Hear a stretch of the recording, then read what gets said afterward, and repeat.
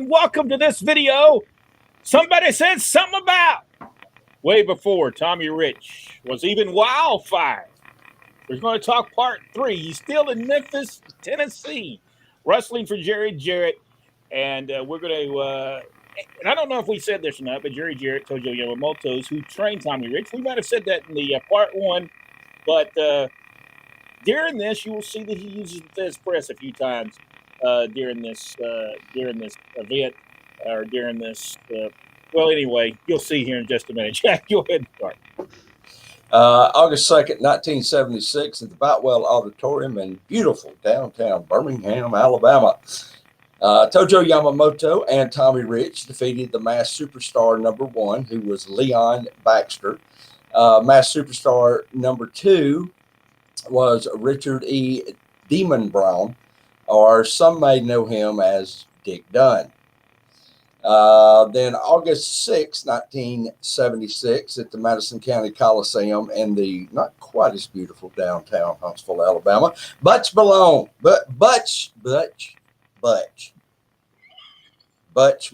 versus Tommy Rich. The winner was unknown in a brass knuckles match. August the 11th, 1976, Tennessee State Fairgrounds Arena in Nashville, Tennessee. And I won't say nothing about Nashville. Tojo Yamamoto and Tommy Rich defeated Masked Superstars 1 and 2 by disqualification. It was for the NWA Southeastern Tag Team titles, the MidAmerica version. August 14th, 1976, Memorial Auditorium in gorgeous Chattanooga, Tennessee. Masked Superstar 1 and 2 defeated Robert Fuller and Tommy Rich by disqualification. August 15th, 1976, Louisville Gardens in Louisville, Kentucky. David Schultz and the Scorpion went against Tommy Rich and Don Kernoodle. August 20th, 1976, Madison County Coliseum in Huntsville again, Jarrett and Tommy Rich versus Masked Superstars 1 and 2. August 21st, 1976, Memorial Auditorium in Chattanooga, Tennessee, Masked Superstars number 1 and 2 versus Robert Fuller and Tommy Rich ended without a winner in a no contest for the NWA Southeastern Tag Team titles. It was a no disqualification match, so y'all figure that one out. August 22nd, 1976, Louisville Gardens again, Phil Hickerson and Dennis Condrey, the champions, versus Tommy Rich and Jackie Fargo for the NWA Southern Tag Team titles. August 26th, Coliseum in Jackson, Tennessee. Masked Superstars 1 and 2, the champions versus Tommy Rich and Rip Smith for the NWA Southeastern Tag Team titles. Also, August 29th, Louisville Gardens in Louisville, Kentucky.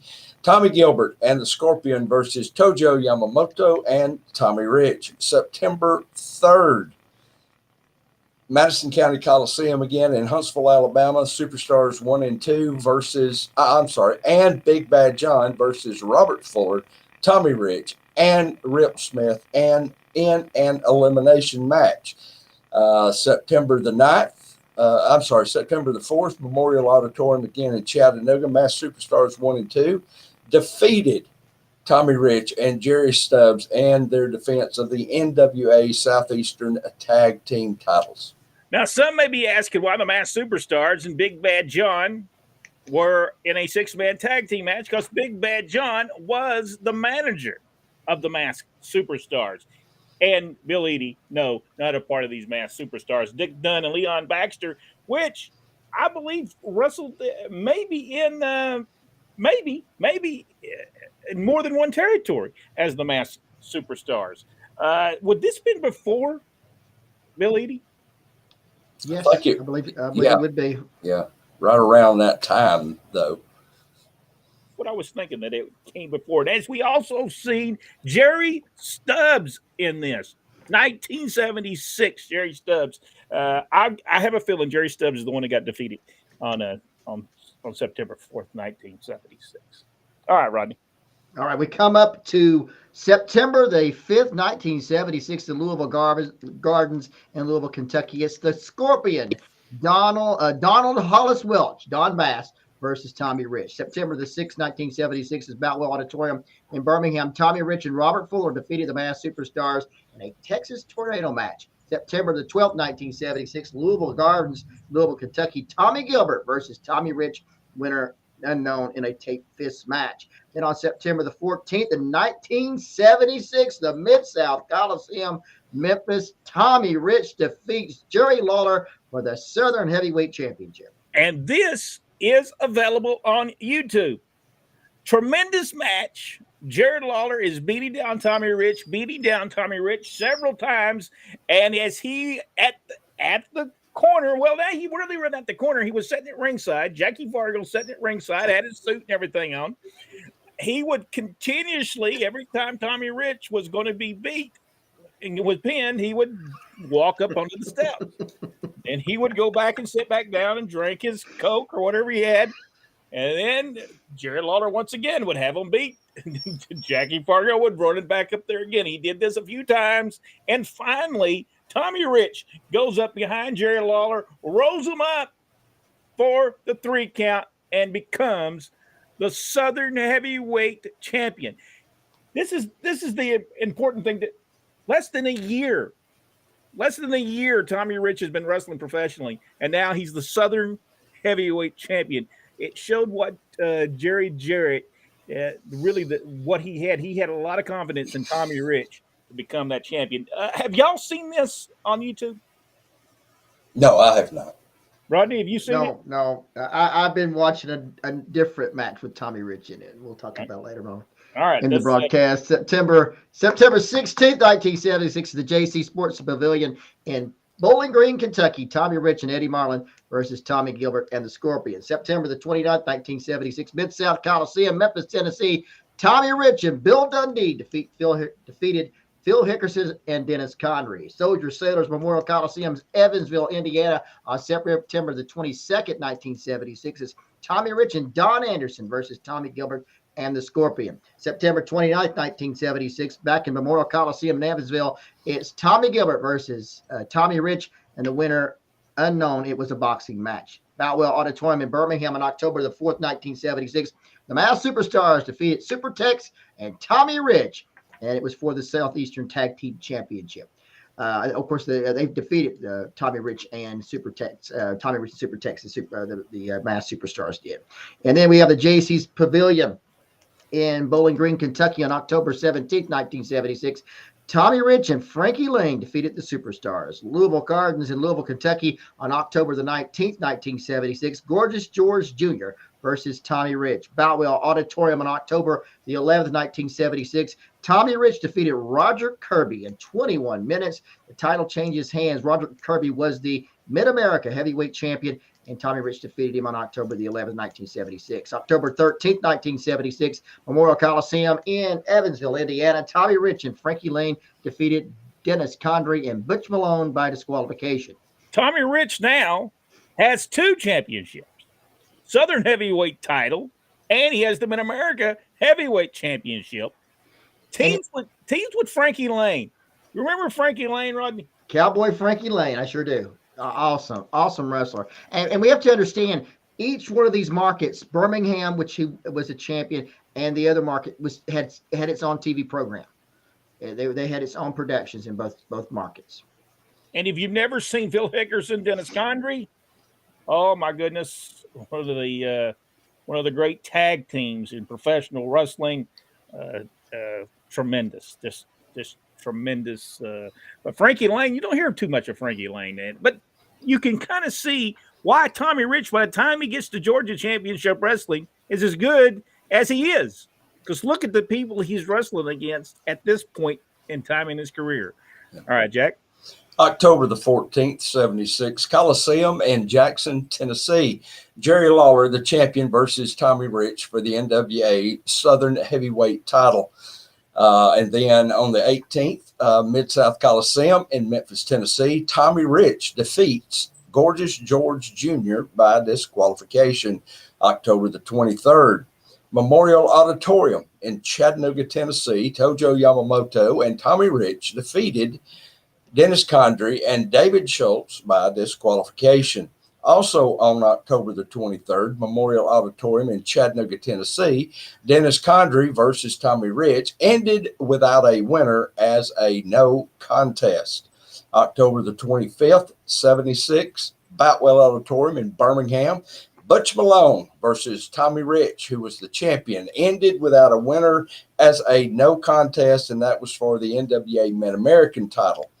October the 28th, JC Sports Pavilion in Bowling Green, Kentucky, Tommy Rich and Don Anderson versus Jerry Lawler and Gorgeous George Jr. And then on the 31st of October, Memorial Auditorium in Chattanooga, Tennessee, Phil Hickerson, Dennis Condrey, and David Schultz defeated Tojo Yamamoto, Tommy Rich, and Rocky Johnson. November the 15th, Boutwell Auditorium in Birmingham, Tojo Yamamoto and Tommy Rich defeated Phil Hickerson and Dennis Condrey, who were the champions to capture the NWA Mid-American Tag Team titles. Then on November the 16th, Louisville Gardens in Louisville, Kentucky, Bill Dundee, Tommy Rich, and Playboy Frazier versus Jerry Lawler, Gorgeous George Jr., and Tommy Gilbert. November the 22nd, Boutwell Auditorium in Birmingham, Phil Hickerson, Dennis Condrey, and Eddie Sullivan defeated Tojo Yamamoto, Tommy Rich, and Don Anderson. And then on the 29th, Boutwell Auditorium again in Birmingham, Eddie Sullivan versus Tommy Rich, winner unknown, in a boxing match. December the 3rd, 76, Madison County Coliseum in Huntsville, Alabama, Phil Hickerson and Dennis Condrey versus Tojo Yamamoto and Tommy Rich, winner unknown, but it was a bull wire fence match. Great matches at that time. I didn't realize that Eddie Sullivan ever wrestled in this area. I thought he wrestled mostly in the Gulf Coast. Yeah. But man, he evidently had a boxing match with Tommy Rich. I would love to see that. All right, Rodney. All right, we come up on December the 8th, 1976 at the Fairgrounds in Nashville. It's Eddie Sullivan and the Executioner versus Jackie Fargo and Tommy Rich with a no contest decision in that match. December the 10th, 1976 is the Madison County Coliseum in Huntsville, Alabama. It was the Russian Stomper versus Tommy Rich, winner unknown, and that match was for the Mid-America Heavyweight Championship. It's Memorial Auditorium in Chattanooga on December the 11th, 1976. George Goulas and Tommy Rich defeated Eddie Sullivan and the Executioner by disqualification. December the 12th, 1976, Mid-South Coliseum in Memphis, Tennessee. David Schultz, Bill Ash, and Gorgeous George Jr. defeated Bill Dundee, Tommy Gilbert, and Tommy Rich, and it is available as well on YouTube. So go check that out. You will enjoy it. Great match. It ends in a double disqualification, or possibly one person got disqualified. I could not figure it out. So I'll have to go back and watch that. Maybe someone can figure it out. If you can, leave a comment and let me know who exactly won during this match. I am not really for sure. December 23rd, 1976, the Coliseum in Jackson, Tennessee. Buddy Diamond went against Tommy Rich, and we'll continue. Part 4 will continue. We'll finish up the career that he has in Memphis, Tennessee, because he's on his way to Georgia Championship Wrestling. He's there in maybe another 6-7 months, and then he makes his way to Georgia, and we have a lot to talk about when he gets to Georgia Championship Wrestling. If you enjoyed this video, give us the big thumbs up. Subscribe to the page. Go one step further. Hit that notification bell, and let us know if you enjoyed this video. There you go. Tommy Rich. You know, there's no doubt in this that Tommy Rich, he was being built to this level that most in a year's time wasn't built to this level. I mean, he's already got 2 championships. Well, more than that, now he's got tag team championships as well with people. Jarrett was really pushing him to the top to this company. Rodney, you said you seen a video of Tojo Yamamoto and Tommy Rich against Dennis Condrey, Phil Hickerson, which is I'm probably gonna during this time frame.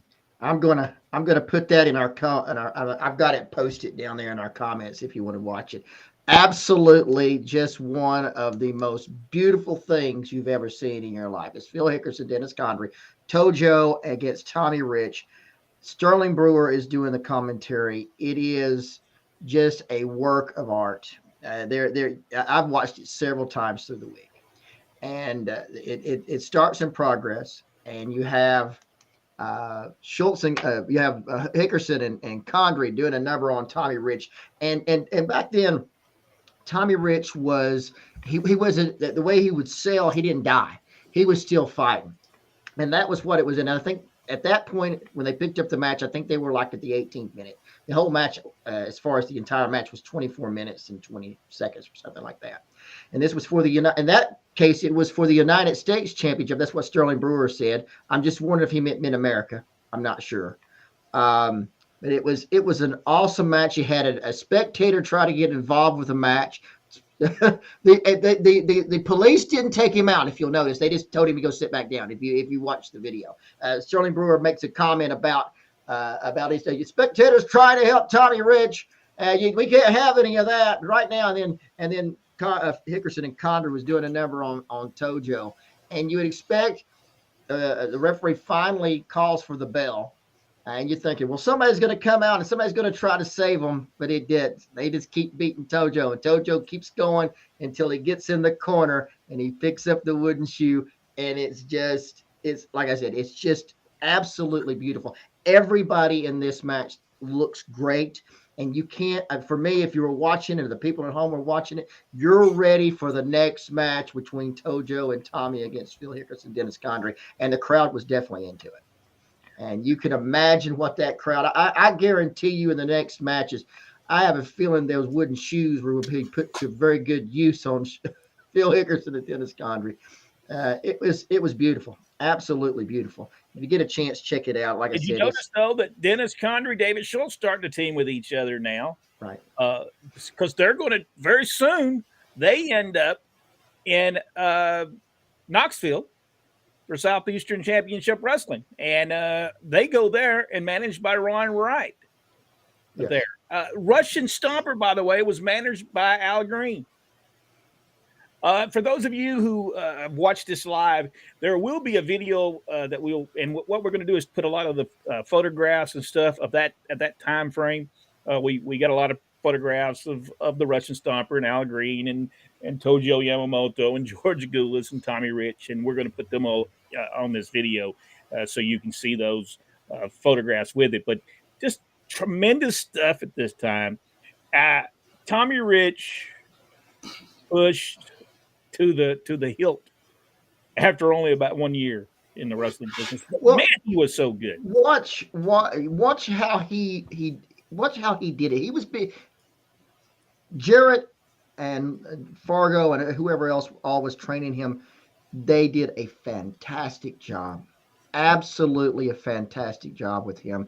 The whole tying his foot to the top rope on that match.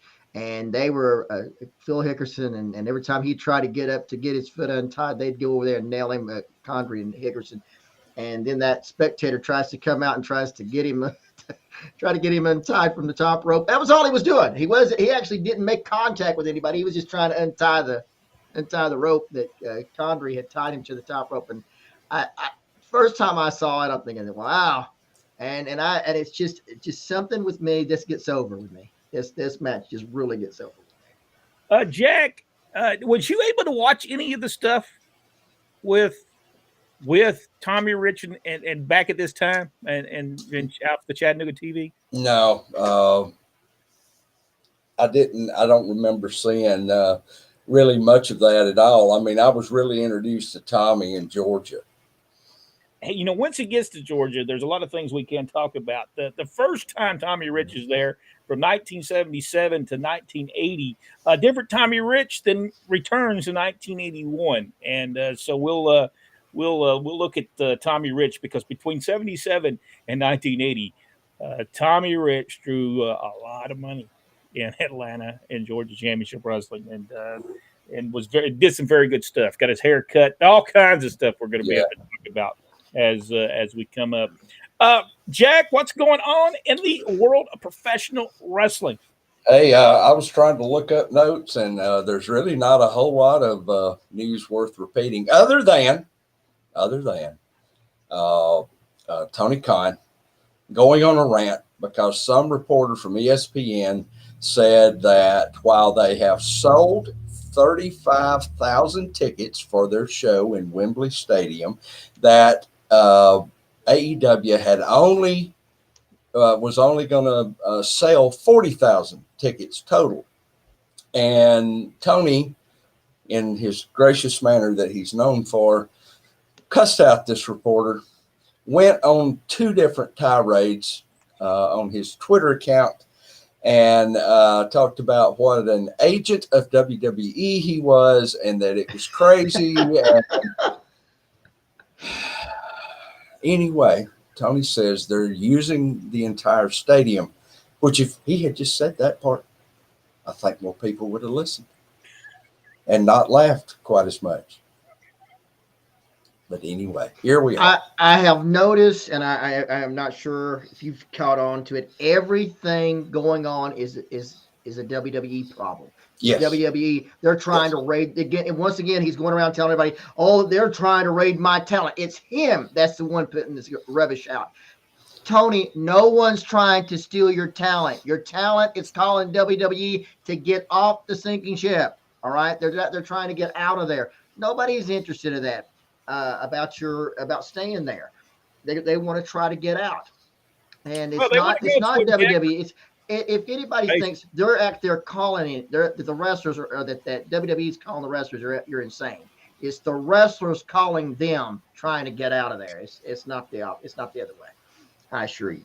Robert Sutton said that Tommy Wildfire Rich, him and Johnny Rich, was a great team, and they were a good team. If you never saw the matches between them and the Nightmares, man, they had some great matches.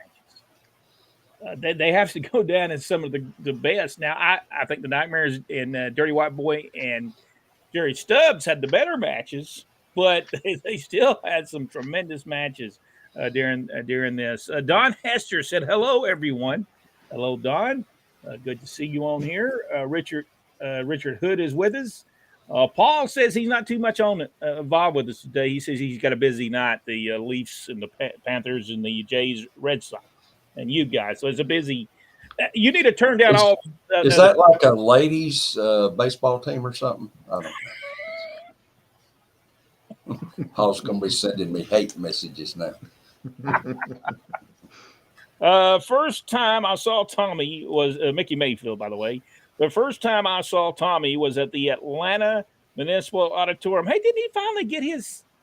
Didn't Mickey? Wasn't he something else? No, that was Penley, Kevin Penley. That was James Brown, wasn't it? First time I saw Tommy was at the Atlanta Municipal Auditorium against Abdullah. He came to the ring in a full body robe similar to Flair's, and I thought he was Rick until they introduced him and it in it probably beat him up. Because I think first week he was there, he worked against Abdullah, and I think Abdullah beat him up every show.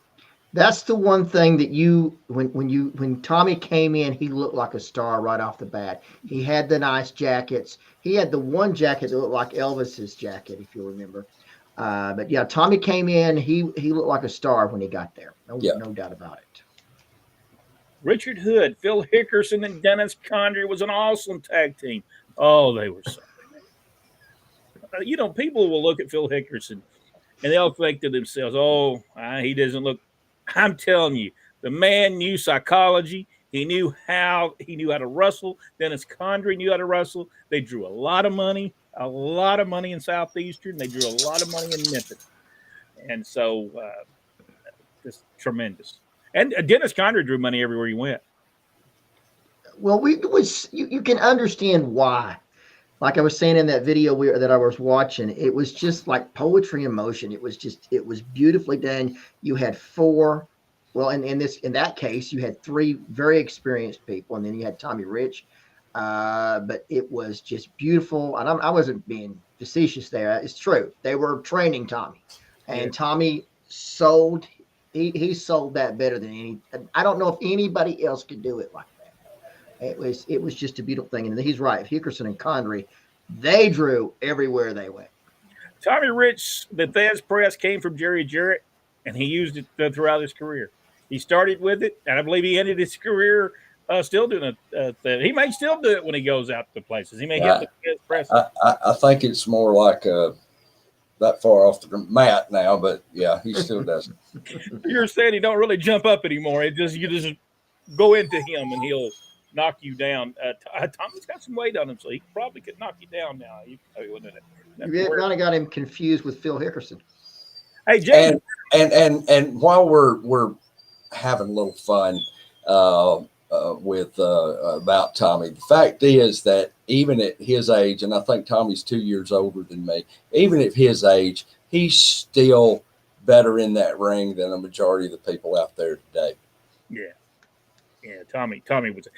Kevin Nash said in a interview with someone, they asked him who was the person that would wrestle drunk, and he said Tommy Rich. He said he was in Savannah, Georgia. I believe he said Savannah, Georgia. He said Tommy Rich said, "Hey man, come back here. We'll talk." And he said he was stumbling and bumbling around in that place. He said, "Hey, what we gonna do?" He said he said what he was going to do, and he said, "I thought, man, this match is going to be really bad." He said, "I got in the ring with Tommy, didn't even know he was drunk." He said he did everything that he was supposed to do. He worked great. You wouldn't even know it. He said, "Now that is a professional. That is a professional." I did not have the same experience as we know. No. I'm thinking maybe it's according to what he was drinking. Maybe it was just beer. Now, Bill Eadie tells the story of how he got tired of Tommy always being a little liberated before he got in the ring with him. So he would not let Tommy finish any match they were in until he had forced Tommy to crawl under the ring and throw up. James Brown said, "Wonder why Tojo teamed with all his trainees except Sid." He probably knew that Sid wasn't that great, so he didn't want to acknowledge him. Yes, Sid could have been magnificent, but there was just something missing in Sid. He was not dedicated to the wrestling business. No, but there was a time frame that they were not. Sid was just part of that group, along with Luger, Sting, Ultimate Warrior, the Steiners. They were not dedicated to the business. They were just there to collect a paycheck. And Doug Furnace, another one that was just there to collect a check. He wasn't interested in the wrestling business at all. Let's see. How would have Hickerson and Condrey fit in the WWF? Back in the day, they would have fit in great with them. I mean, you think how they would have drew money there just like they drew anywhere else. They would have put them with Captain Lou Albano, probably Freddy Blessing, the Grand Wizard at that point in time. I mean, wasn't that the three managers of the time? Yes. 1976. It's been tremendous. If you've never seen it, there's a lot of Phil Hickerson Dennis Condrey matches on YouTube. Go back and watch those guys, and just watch the way they work. It's tremendous. Walker is with us. Walker said, "Good evening, everyone." Richard Hood, Tommy Rich was over big time in Georgia, so much to put the NWA belt on for a couple of days. Yes, and no matter what, nobody could. They might have only been 4 days, but nobody can take away that Tommy Rich is a former NWA World Heavyweight Champion. It'll go down in the record books for years and upon years that he was an NWA World Champion. Mako, what for the love of headlocks, flying head scissors, and stiletto heels on Casey Keebler is causing. Oh, it's those heels, buddy. You guys remember when Tommy Rich's mother scratched Harley Race across the back during the match? Yes. Hey, I'm just wondering, was that? I wonder if that was a shoot, or did they tell her to do this? I think she had done something similar before, so I figured it was a work. Yeah, in Memphis, right? So yeah, I would think so. Greg and Victoria is with us. Hodge, good evening, guys. Good evening to you. It's been a while since we saw them on here. Yeah, they've been enjoying the good life. Let's see. Richard Sutton, what would wrestling be? I'm not for sure what he was saying. Did y'all understand what he was asking there? Yeah. What? All right. Maybe I was just me. Maybe, but that sometimes this thing don't top out right. So, Dennis Menschel, Tommy Rich was better than Sting and Lex Luger. Also, what do you think of Tommy as a heel? Is the Madison County Coliseum still standing, Jack? The Madison County Coliseum, unfortunately, sadly, got torn down several years back, probably 10, 15 years ago. I was able to be the booker on the last show that ran there, and the building was in terrible condition. We did draw a good crowd, though. It's just sad that that piece of history the city did not feel was worth preserving. What did you think of Tommy Rich as a heel, Jack? Tommy's a good heel, but it's hard if you were a fan of his. It's hard to boo him. He did all the right things, but people just wanted to love Tommy. That really is the bottom line on that. Rodney, Tommy Rich is a heel. I agree with Jack. Jack, it worked for them in Memphis, but I think Jack's right. I think in the end, people rather see him the other way. But it didn't work the first time they did it. It worked more the second time when he came back. 1987 when he did the thing with Austin Idol. But I don't think it worked the first time because they turned him back pretty quickly, which they were going to send him to Atlanta, which I have no clue why they didn't show that on television. I guess because they wouldn't show all that blood that happened during that. Well, also, I think if I'm not mistaken, the Tommy turn back was Tojo and Jimmy Valiant slapping his mama. Yes. So that probably will not go over on TBS. This is true. This is true. Yeah, that's. But they could have brought Tojo and they could at least brought Tojo and Jimmy Valiant there. At least work against them once or twice. They could have done something in arenas that would work in Atlanta. Let's see. Tommy, take it. Jerry the King Lawler. NWA champion, I'm not for sure. No, he wasn't the NWA champion, but the championships there were sanctioned by the NWA. Yeah. The Russian Stomper was one of the Yukon Lumberjacks in the WWWF. Yep. Regine Ganon, I believe is the way you pronounce his name. And one of them was Irwin, right? Scott Irwin was the other. Yep. That's what I thought. So I did not really know who the guy was. Mako said, I would follow the Rich Sawyer blood feud in the magazines, Pro Wrestling Illustrated, Inside Wrestling, The Wrestler, etc. I had every issue every month waiting for them to go on sale. Was like waiting your turn. The magazines were very important to people to make them stars back then. Yes. And some people understood it, and some people didn't. Ron Fuller did not get the concept of the magazines. He didn't get that by being in the magazines, you were going to be a star. Jared Lawler became a star just by being in magazines. Yep. I mean, people knew who Jared Lawler was when he came to Atlanta or he went anywhere. They knew who he was. Was it a mistake for Ron Fuller not to let people come to his shows and because he says he didn't want it? Was that a mistake, Rodney, for not allowing Bill Apter or anyone else to come there? Or was that just people didn't care? They didn't really want to be there? May I, if I could? Oh, Lord. He's full of crap. They didn't even want to come there. Okay. If Bill Apter and them wanted to be there, they would have sent somebody anyway to cover the show, whether Ron liked it or not. No, it wasn't that Ron did not want them there. They didn't want to be there. They were going to the big shows. They were going to Madison Square Garden. And, of course, all you had to do is go to one show, and you had the entire week. So what the heck? But, that's just the bottom line on that. Well, I'm just please send all lawsuits, etc., to Brent West. He was responsible for that. And good luck with that, because We don't have anything. great attorney. So it's you would have no luck. Let's see. Let me go. The thing about Tommy Rich and Buzz Sawyer, really, as far as that goes, and when Dad and Tommy and Buzz put it together and started in Chattanooga, it was what Chattanooga wrestling fans were used to seeing over the years with Nick Gulas. It was a throwback to that, and it worked in Chattanooga.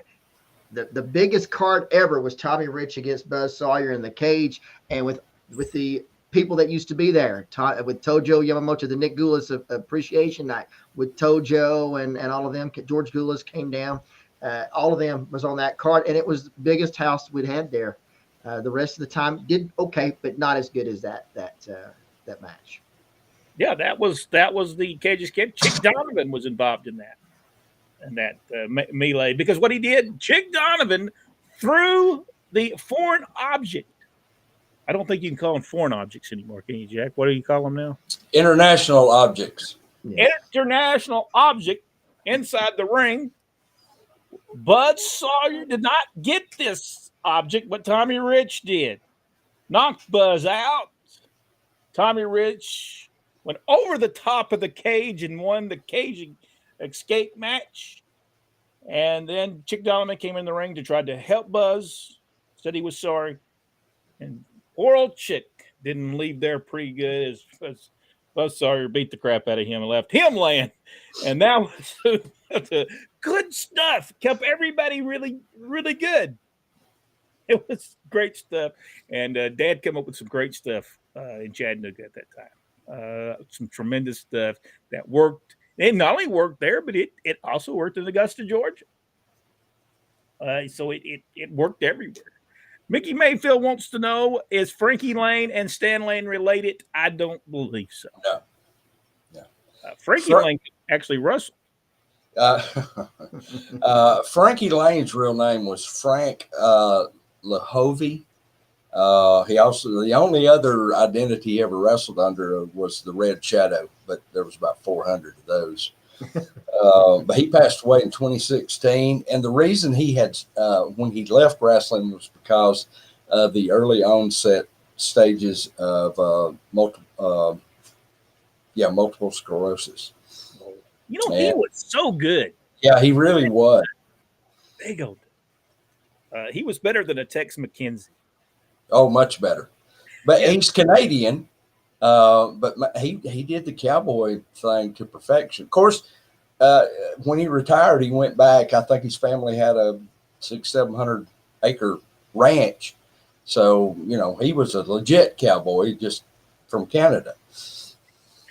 The Canadian cowboy. Yep. Well, I think Owen Hart might have been a cowboy when he first started. I believe he was like some kind of Bronco. I think they called him Bronco Owen Hart back in the day when he would go to other places and wrestle. James Brown. I think that's Kevin Penton, right? Kevin Penton. There was a locker room incident with Frankie Lane, but I forgot what happened. I vaguely remember somebody at some time saying something about that, but I'm in the same boat with him. I don't remember details. Now, Tommy Rich, Bill Dundee got arrested because I think they got in a fight with each other. And there's mug shots available that you can go see. Bill Dundee didn't seem too happy, but Tommy Rich was smiling. So, it's there not was the first alcohol time involved.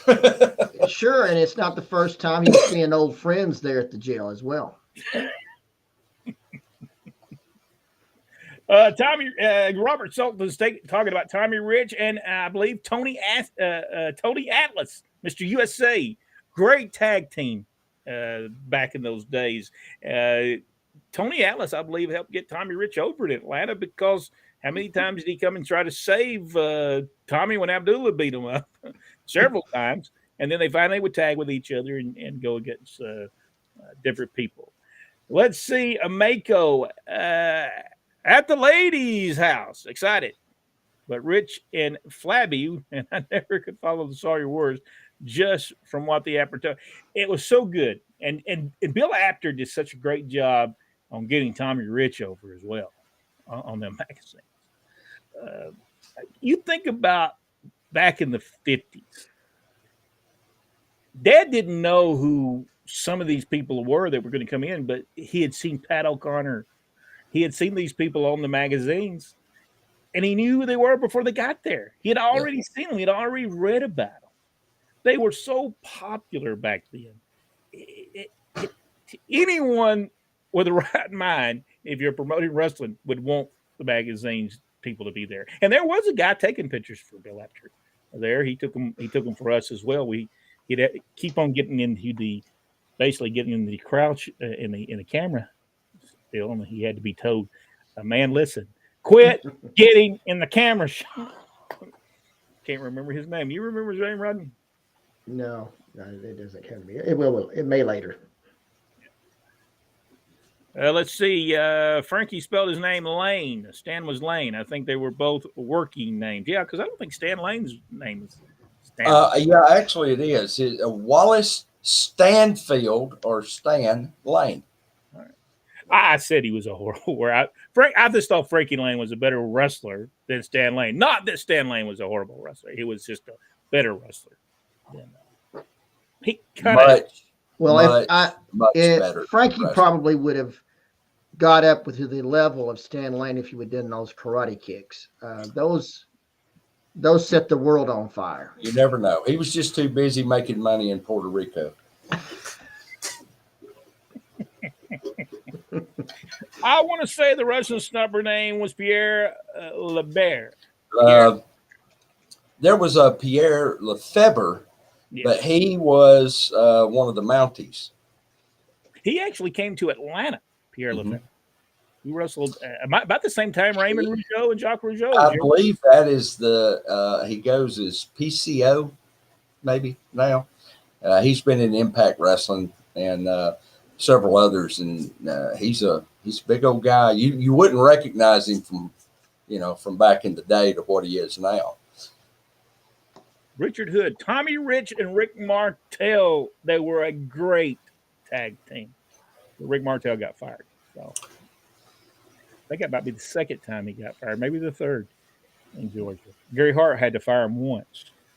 So evidently, Rick Martel might have been just a little difficult to deal with. I don't know. But he did stay at WWL for a long time. Maybe by then he had been, I think maybe, was it Tom Zink there? Was it Tom Zink and Rick Martel a tag team at first? They were in WWE. And the Can-Am Connection in WWE? Yeah. So this time, Rick Martel was the one. He was the Tommy Rich of the group. And Tom Zink, because Tom Zink left there saying he wasn't making as much money as Rick Martel. That wasn't really fair, though, was it? Well, they were getting over, and I knew Tom, and Tom and I talked about that one time, and he said that he didn't expect to make the same money because, Rick was more of a veteran than him. But he said there were so many zeros missing from his check that he had to stand up to do something. He said Tom's, he could afford the nicest places in town to stay. And he said, I was having to sleep in the rental car. So I got his point, Yeah, I mean, it really wasn't right because they were getting over. Yeah. Rick Martel, Tito Santana never got over because didn't that who teamed with them after that? Yeah. With Rick Martel, never got over as good. And I don't think they were. I mean, they wasn't the Can-Am Connection then. I can't remember what. I don't remember what they called. What Tito Santana, Reba Tito Santana, which was very much over. And what was you going to say, Rodney? Because I'm not saying it. I thought about it and I said no. That's going to get us in trouble. We won't say that. Are you burned out with the name Bad Bunny? I'm not sure what his deal is. This is one of the things that I despise with the WWE, bringing people who have no wrestling experience and then putting them over your people, your stars. I just cannot for the life of me think that that's a good idea. I mean, I guess it gets publicity, but doesn't it make your people look like garbage? I don't Man, watch the show, so and then I'll just tell you right now, I heard Bad Bunny speak. He has a terrible accent. I hate people with accents. Hey, is he not from Puerto Rico? Ain't that the reason they're pushing him? Because he's going to be at the next He's wrestling. He's getting his Damian Priest at the Black Slash. And They're that's just what they're it'll just be gonna in San Juan. yeah, they're just gonna yell the spots out because all of us English people won't understand them. Puerto Rico, do they do good business when they go to Puerto Rico? You know, I guess they do, and I think they've sold this place out that they're going to this weekend. So, but they don't go there a lot, which is really smart business. Poor little doggy is wanting some attention so bad. Yeah, well, the cat's down here in the floor, and he keeps batting her in the face every time he gets too close. My cat's name is Classy Freddy Blessing, by the way. There you go. There's a big match going on. You wrestle that geek, you know. So. Let's see. TNT, Tommy Rich and Tony Atlas were a great tag team in Georgia. Yes, they were, Mickey. They were really good as well. James Brown, the bad WWE ring announcer, got traded to Raw. Wife of Ricochet. Sorry. Whew, man. These people believe this trade's real, don't they? I mean, because if you read the stuff where these people are just out of their minds, well, the draft just happened. Like the draft is real. It's not real, folks. They might not tell the boys, but now I like her. I can't think of her name. I like her. She's very attractive. She's got a great voice. I don't like the style that she uses announcing, but she's doing what she's told to do, just like everybody else on that show. Yeah, because every announcer there does it the same way. Now, my question is, because I, as you know, I don't listen to the sound. Are they going to do are they finishing up is the draft finished, or will they do some more tonight at NXT? I think that they're still doing what they call the supplemental draft, where they're still trading, some folks back and forth, which, in relative terms means they can't figure out where to put everybody. Rick Brooks is with us. He says, hello, guys, and everyone. Paul said, "Watch it, Jack." Yeah, I was watching it. I'm going to turn it on and figure out which girls' team you're pulling for. You guys remember when Tommy hooked up with the motorcycle guys in North Georgia wrestling in the late 80s? Yes, I do. I was actually in Riverdale, Georgia, and they were there. And very nice guys, though. Mr. Donnie was the leader of that. He actually called me a couple of years back, and I think he's passed away since then. But I always liked Donnie. Yeah, they were nice guys. They were nice to me. Yeah. I can remember them saying, "Kid, if you have any problems while you're here in Riverdale, Georgia, you just let us know." I said, "Well, there's a couple of cops here." He says, No, you don't understand. If you have a problem while you're in town, all you got to do is get in touch with me. I'll take care of it. You wouldn't have to worry about it. Don't have to have no cops and bobs. True story. I had a mob hitman in New York tell me the same thing. Nice people. I met them in Riverdale, Georgia.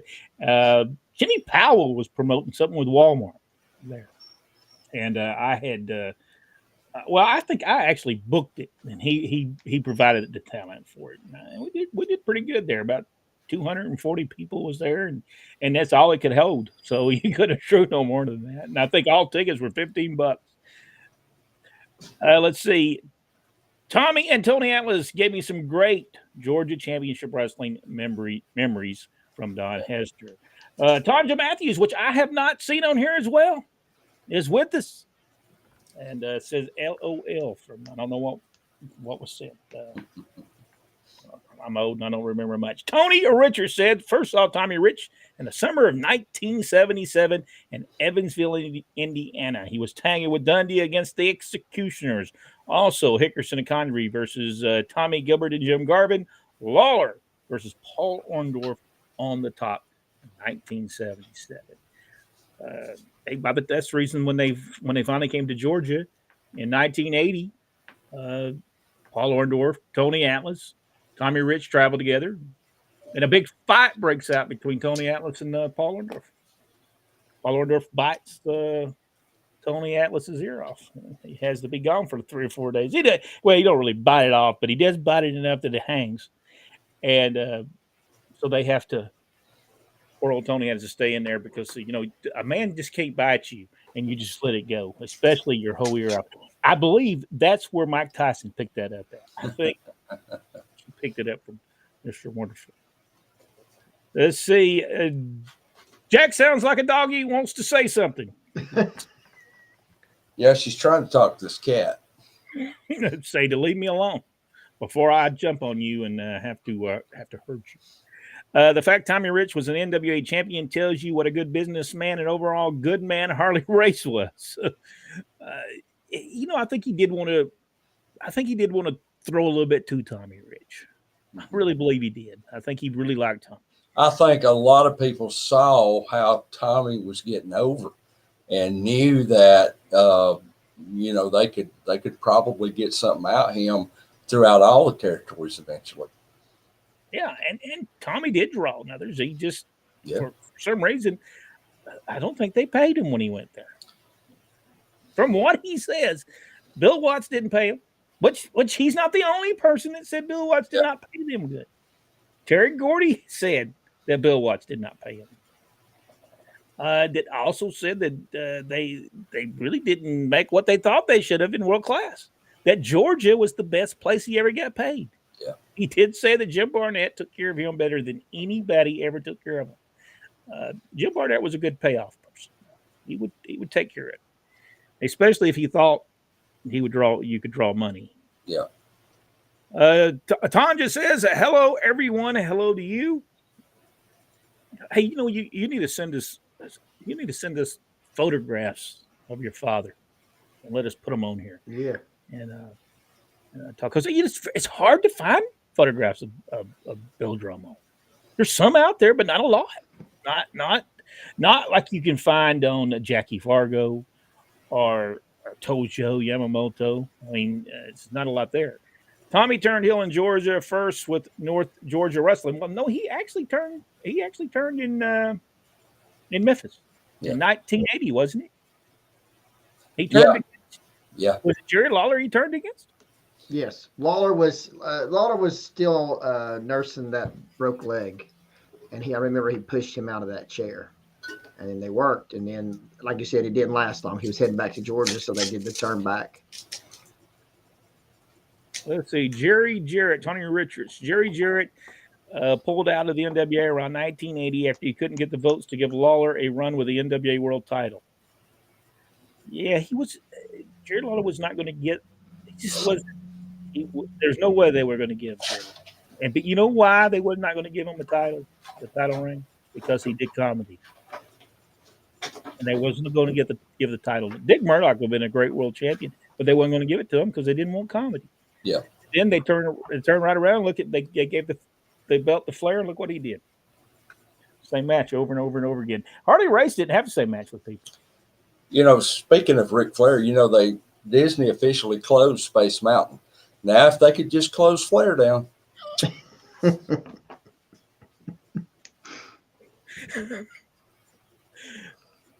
But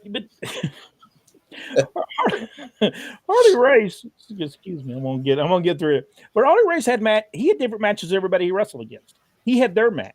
Yes. You had to have Ric Flair match.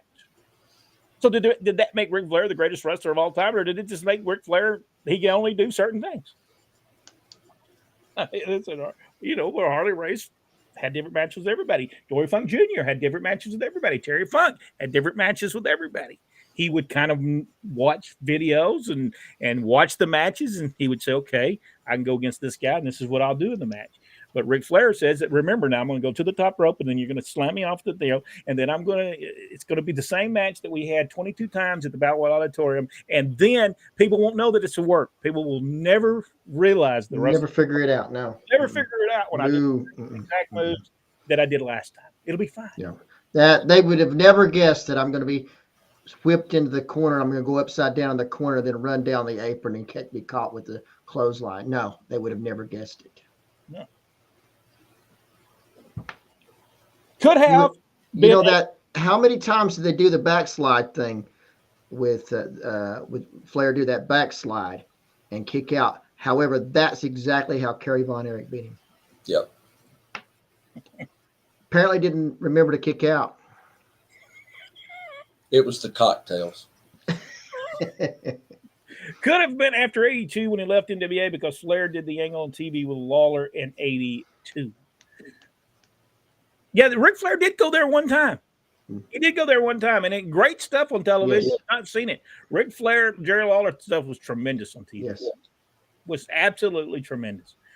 But I think you're right though. I believe by that time, I think by the 80s, by the early 80s, I believe they were using the AWA World Heavyweight Champion. I believe Nick Bockwinkel was coming there. He was. I think they were part of the NWA. Probably Jarrett didn't want to pay the dues.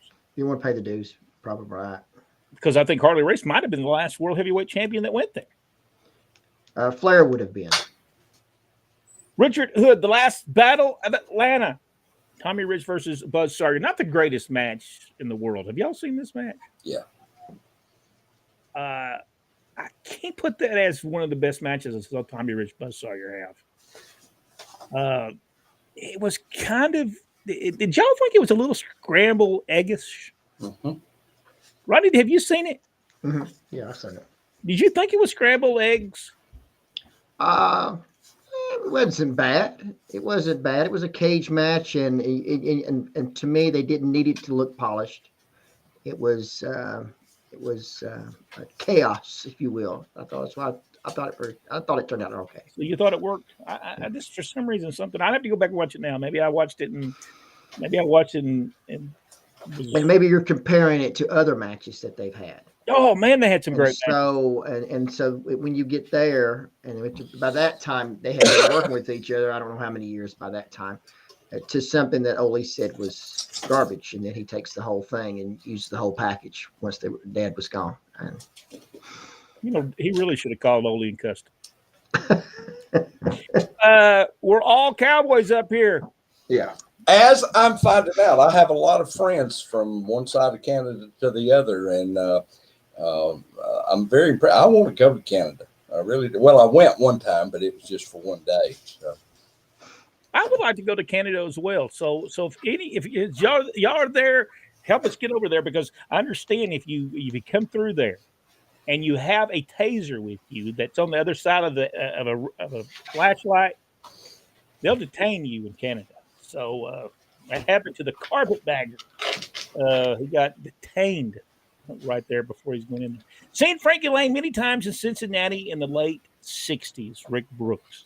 Richard Hood, guys, didn't Ron Pope beat up Frankie Lane? I don't remember. We'll look in on that and see what happened. I know you would think Frankie Lane was a big old boy. Was Ron Pope a big old dude? Pretty good sized guy from what I remember. Pierre Lefebvre, Tarzan Tyler, and a couple others died in a car crash in Quebec. Mm-hmm. One was a ref, very sad. Yeah. Jamie Combs, looking back at old Georgia footage, I'm shocked at the number of different guys that came through there. Hanson, Bobby Heenan, etc. If you were somebody in the wrestling business, you came through Georgia. That was just one of those mecca. Atlanta was one of the meccas of wrestling. Paul said that they were strike force. Tito said,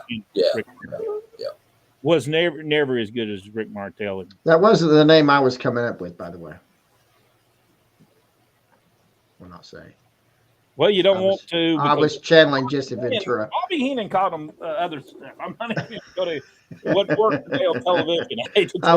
I was channeling Jesse Ventura. Sorry.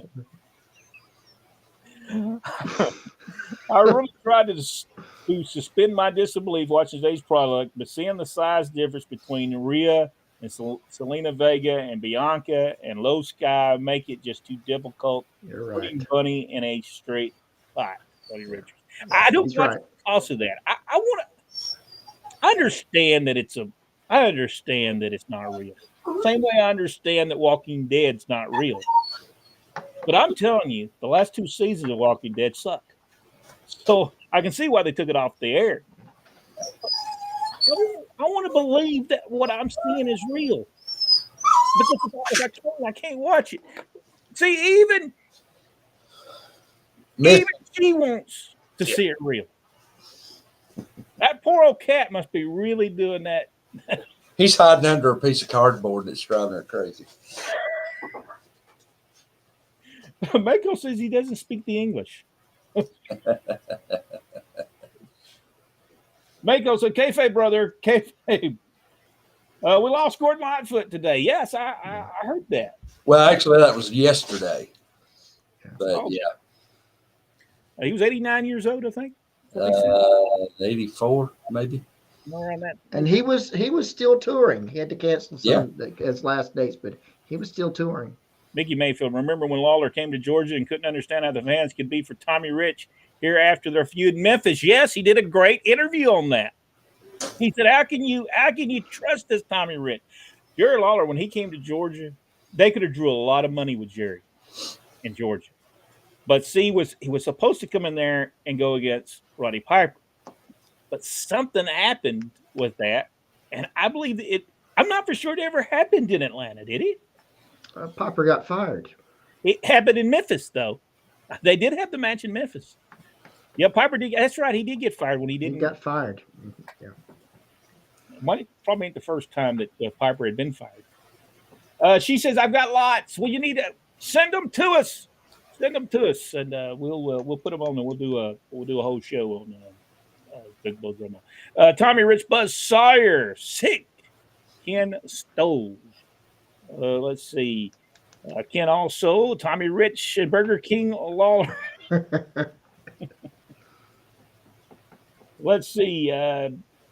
James Brown, Brent Bearcat Brown had a wrestling brother, Bobcat Brown.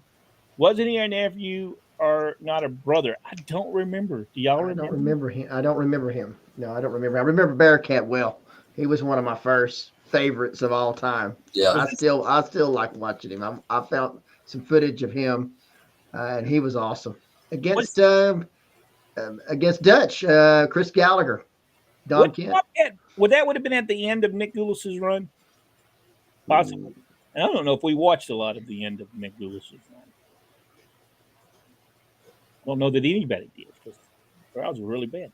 Tommy was a babyface in Georgia and not Memphis. He turned heel in Georgia for the first time against Scott Armstrong at Henderson Arena in Georgia. No, he did. He left Atlanta in what year was that? 1980? I believe it was. He left Georgia in 1980, went to Memphis, was a babyface when he got there, but people was not buying Tommy Rich there for some reason. They turned him heel against Jerry Lawler. He comes back to Atlanta, and if you'll watch the video where he comes back to Georgia, and in the interview he says that the little 3-minute, 4-minute deal where it says, I'm coming back to Georgia on my mind and on the road again. He talks about doing things in that. He says, I did a lot of things that I'm not proud of. And he does say that in this interview. Yeah. They never talk about it again, but they do talk about it in this. And Jerry Jarrett's the one to put this whole thing together. And he does say, I did a lot of things. That's the reason I'm coming back to Georgia. I'm going to make up for everything that I did wrong.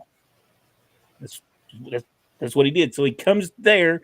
Then, he goes from there. I think he ends up in Continental. When he leaves Atlanta, he ends up with Continental. Maybe worked for Jody. Maybe worked for Crusher Blackwell.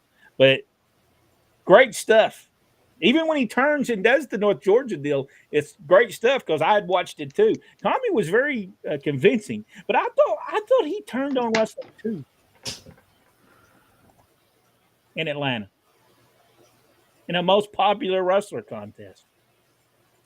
I think Wrestling 2 won it. Yeah, I don't remember.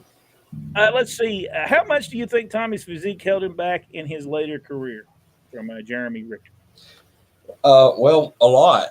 When he went to WCW, they hired him. They told him if he wanted to stay, he was going to have to get in shape. And I'm telling you, Tommy Rich got in the shape of his life, tremendous shape, and he was good. He was still as good as he ever was at that time. I think he would, kind of cleaned up a little bit because they wasn't putting up with all that, and he was getting over. I don't think he got the right push there, but when they turned him heel, and he just quit caring. Never went back to the gym again, started putting on that weight. And I had, and I was around him then. And I told him, I said, Tommy, why don't you quit working out? I said, you look tremendous. And he said, wow, they don't care what you look like as a heel. So he quit caring. Yeah, the main thing that stopped Tommy from that next run that they were planning on is Oli got fired. Yeah. That's changed everything, and then Dusty comes in, and the cartoon WCW starts. Yeah. And Dusty Rhodes did not like Tommy Rich. I don't know what he had done to him. I guess he didn't trust him, because kind of had to know Tommy. Dad was good at handling Tommy Rich. He would say, "Don't have Tommy. Remember, don't be drinking until after you get through. Do whatever you want to do." But and Tommy would listen to Dad. I think he had enough respect for Dad that he would listen. Buzz Sawyer did, but Tommy Rich did. So Tony Richards said Flair didn't have the same match until after 19. No, he was Tony. He was having the same matches prior to that. He pretty much having. He had to get his spots in. Yeah, and this was before. This was 1980. He won the title in 83, right? Didn't he win it for Starrcade 83? Didn't he win it? I believe so. There. He was a champion before then, wasn't he? But didn't Harley Race win it back? I remember him coming. Starrcade, yeah. I remember him coming to Mid-South in 85, and he pretty much was by then was just. Maybe it was 1985, but Rick was bad about having the same matches. Man, he was bad. I think he hurt the wrestling business by doing that. Flair came to Montreal, and something happened with Bravo, so Gito Brito got Flair. Let me tell you, several times during the 40-minute, I truly felt Brito was going to win. Yeah. That's Flair.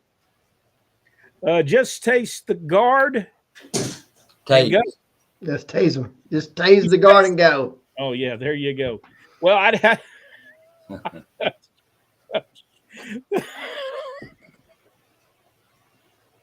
I could imagine us ended up in the clink right there in Canada. Well, those Mounties, they always get their man. Lawler hires Killer Brooks to win the title. Now Larry Zbyszko did that with the national heavyweight title in Atlanta as well. And Bob Geigel had none of that. Bob Geigel came and took that belt away from him. And Larry Zbyszko said, this is why I don't need to be wrestling in Georgia, because you people are against me. Larry Zbyszko. Thank you so much for the $5. We certainly do appreciate it. Super chat, $5 from why didn't Bundy get a title shot at Flair? Did he ever work for Crockett? I'm assuming that they're talking about when Bundy worked in Atlanta. Yeah. With Oli. It was just at that time the heels just didn't work against the world champion. Right. At that time, it just and it's nothing about Bundy. It was just that at that time they didn't do it. Yeah, I don't. When they turned him babyface, it was very hard to understand because and you didn't understand it during the time because it didn't make any sense when they. No, it didn't make any sense. No, because you didn't know what it was about. Yeah, because you knew that. You knew. Now, when you went back and watched it and they explained it, then you got it. But when it happened, you were like, what the crap just happened? Why did Bundy come out? But if you go back and watch it now, you can kind of see that Paul Ellering says to Gordon, okay, we off the air. Don't you ever, Gordon, ever tell somebody about, when you think we're going to look at the Road Warriors, look at the physiques on there. We don't want that. I mean, it was tremendous stuff, but man, you needed a playbook to understand what was going on at this point. But it did draw. They drew good houses with Bundy against the Road Warriors, because you would think if anyone is going to beat the Road Warriors, King Kong Bundy was going to do that. Yeah. But he was a babyface at the time, especially at the end. But was Ric Flair, was they working with Flair at the time? Was he actually coming in to work for Oli? Yes. Yeah, he was still coming in. So I don't know. He would have been good. He would have drew. But how are you going to get out of that, though? Because you certainly couldn't have let Flair beat Bundy as well as he was over. But didn't he leave there to go to WWE? Yes, he did. Yes, he did. He went to at the time Bundy was also there. Ronnie Garvin was there. Tommy was still there. Brad Armstrong was there. So the mysterious Mr. R was there. Yes. Huh. We always said that they put that on there to cover up Tommy's physique. I think that was. We were not there. We were not there. We were gone. We were highly critical of that show, by the way. Yes, we were. But thank you so much, Lap. What's it say? Lap DS What One. Thank you so much for the super chat, $5. That will go to pay our streaming service. Our last streaming service that we tried last week just didn't work out, so we moved to another one that we know would work. Mickey Mayfield saw a few AWA matches, and Tommy Rich and Wahoo came to be the star, but nothing seemed to work right before Martel became champion. Is that when they beat up Wahoo outside in the parking lot when he won the Cadillacs? No, that was Georgia Championship Wrestling. Oh, he's talking about AWA. Yeah, I he's see. talking about AWA. Yeah. I don't think Tommy liked to go to Minnesota. Tommy did not. I don't think he liked anywhere up north. He'd rather be in the South. I thought they were going to turn Mr. Wrestling to heel in 81. I believe they were going to. Yes, that was the deal. That was the whole thing about the most popular wrestler contest. That was going to be the deal. And they came right up to the end, and then they decided not to. James Brown said, didn't Oli fire Piper over a trash rental car? No, he was supposed to be in Etowah, Tennessee. They were supposed to be there in Etowah, Tennessee, and it was Tommy Rich, Roddy Piper on this card, and they didn't show up. They finally did show up like 2 hours later after Buzz Sawyer and Brad Armstrong wrestled for about an hour. Just kept on having matches. A match. Buzz Sawyer keep on getting beat. So I can beat you. No. I mean, the match was so great that really Piper, but by the time Piper and Rich got there, they were so messed up. They didn't even know where they were at. And so somebody had to be fired. Oh, yeah. Well, the rest of the crew were hot. Bill Eadie was hot. He and Oli got into it, and Marietta that night. Yeah, it was not a good, and it was a packed house too. Yeah, if they didn't show up, they would have had to give every penny back. Yeah, it was packed. You couldn't have sold another check. So he got fired for that. That was probably the straw that this broke into, and Oli said, "That's it. He's gone." And I would say it wasn't Oli that fired him. It was Jim Barnett. It was Jim Barnett. Oli Barnett's the one that had the contract. Because remember now, he was in contract to actually be a commentator as well. So he was like making $1,500 a week, and we heard that TBS was handling part of that for some reason. That they wanted him on TBS for some reason, and they were handling part of his weekly contract. I don't know why, but they didn't do that ever for anyone else. So why they did that for Roddy Piper, I don't know. Jeremy Richter, remember the bizarre situation where Tommy and Buzz were working in the Herds WCW and the lights went out mid-match? Tommy Young then broke his neck and never refed again. You know, I saw that. All what Tommy did was push him. Yeah. It didn't seem like he did anything. All he did was take him by that Tommy's done to 4,000 referees. He just took him. He looked like he took him by his heel and pushed him out of the way. So can't see the Jerking by his shirt or by his pants? Which one? I think it was by the shirt, and just kind of moved him out of the way. It was part of the finish. Tommy just took a bad bump. Is what it was, and that bump was on him. If he didn't know where he was at in the ring and took a bump that he hit his back of his head, neck on that bottom rope, that's not Tommy's fault. No, I didn't see that he did anything wrong. And I've watched it several times just to see, because I heard people say that Tommy Young tried to sue Tommy Rich over that. He did. But I don't see how it could have been Tommy Rich's fault. All he did was move him out of the way. It's part of a finish. Yeah. It was part of the finish. So all right, James Brown. Just think what a career Johnny Walker had a tremendous career. Yeah, sure did. And was so over. So over with wrestling fans. All right, Jack, anything you want to talk about before we leave? Pro Wrestling Stories.com. Y'all need to go. They got great historical stories there. I've got 3 buddies that actually write for them. And the owner lives in England and actually sent this shirt to me. So want to give them a plug, because they're a great website. They do real research and present some very entertaining stories. ProWrestlingStories.com. Some good stuff, because I've been over there. It is good stuff. Rodney, anything you want to talk about? Margaret Richards, she's new. She's come on, and she has a statement there. Let's pop her up there real quick. All right. Let me see. Margaret Richards says Tommy Rich accidentally tripped Tommy Young as he pushed him. But that's just, I mean, unfortunately, that's just part of, ain't that the wrestling business? Yeah. I'm not trying to say that. I hate that Tommy got hurt, but that's just the wrestling business. That didn't some girl wrestler just get hurt recently in NXT, or was that a? There's a bunch of them hurt, all over the place. Yeah. Mako said, "Thank you so much. We thank you so much. We don't thank everybody for it." Rodney, I want to ask a question. I've been trying to find something. I have never seen the productions that were done by Nick Goulas in Huntsville, Alabama, and in Birmingham. And this was, I think, Birmingham was hosted by Sterling Brewer.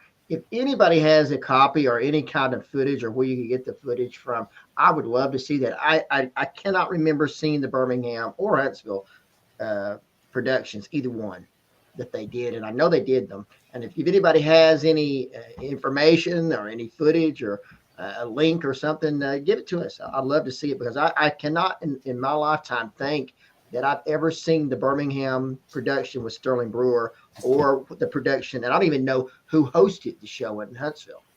It might have been Harry Thornton. I'm not sure. Tommy Rich on that. On this Tommy Rich number 3, we will have a photograph that will have Phil Hickerson, Dennis Condrey, Sterling Brewer from the Birmingham television. So when we finally do the video, you'll see it come up. It will be Tommy Rich. It'll be the edited version of it. They'll have some photographs in it, and we'll have that photograph in there. So James Brown was saying Grady Reeves was the Huntsville announcer. I don't know him. I don't remember ever meeting him. I met Grady once. I knew his son, Robert Reeves, who was a reporter for, I think, Channel 19 over there. And every time I worked for a promotion for a long time that we would do the Jerry Lewis Telethon. We would raise money for that, and I was the one who would always go over, and Robert always insisted on interviewing me. And he's a great guy, and I remember he messaged me, or didn't message me, called me when his dad passed away. I do remember that name. I do remember that name. He was iconic in that area. He really was. And that's the thing. They used all local people at that point. Yeah. And I think that did help pro wrestling. Rodney, anything else? No, I now know why, ladies and gentlemen. If you haven't seen the picture of MJF and his Pickles picture, I understand now. If you see that picture, just check it out. You'll know why this man has his job. And I'm going to tell you, you'll quite understand it. You heard of a egg-sucking dog? It's a pickle-sucking pig. This man right here. And you'll know what I'm talking about. Tony's very proud of him. Bagel said, so breaking news right now. Breaking news. Jim Cornette is driving a white Bronco off the freeway.